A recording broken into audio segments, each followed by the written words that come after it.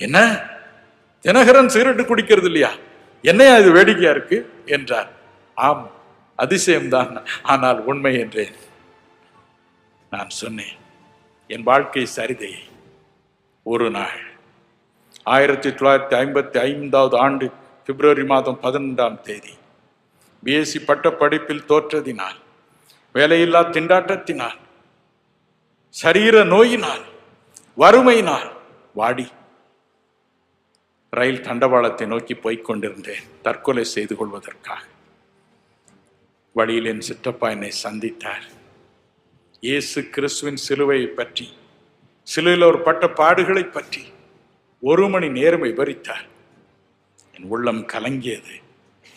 எனக்காக கடவுள் இப்படி உயிரை கொடுத்தாரா என்று எண்ணினேன். என் உள்ளம் எனக்குள் உருகியது. வீடு திரும்பினேன். மகாலிங்கம் அவரை நோக்கி கதறினேன். 4 மணி நேரம் என் பழைய வாழ்க்கை எனக்கு முன்பதாக வந்தது. நான் குடித்த சிகரெட், பெற்றோருக்கு இழைத்த தீங்கு, ஆசிரியருக்கு இழைத்த தீங்கு எல்லாம் என் கண்முன் தோன்றியது. மகாலிங்கம், ஆண்டவரே, என்னை உம்முடைய இரத்தத்தினால் கழுவும், சிலுவையிலிருந்து வழியும் இரத்தத்தினால் கழுவும் என்று கதறினேன். மகாலிங்கம், என்னை அவர் கழுவினார். இந்த சிகரெட்டின் மேல் உள்ள ஆசையே போய்விட்டதப்பா என்றேன். அவர் கண்களில் கண்ணீர். நாட்கள் கடந்தன. ஒரு நாள் நான் தஞ்சாவூருக்கு போயிருந்தேன். அவரை மறுபடியும் பார்க்க விரும்பினேன்.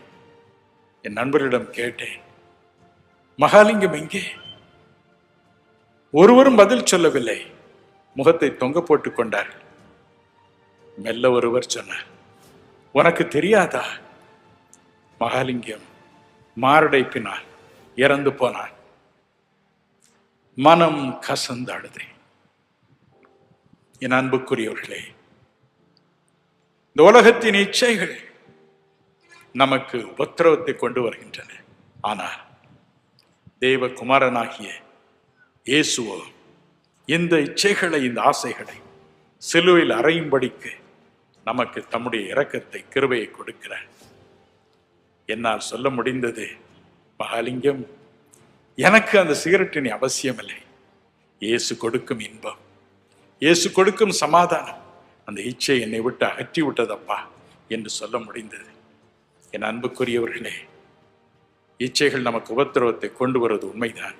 ஆனால் அதில் நமக்கு ஜெயமும் உண்டு என்பதை எப்பொழுதும் நாம் நினைத்துக் கொள்வோம்.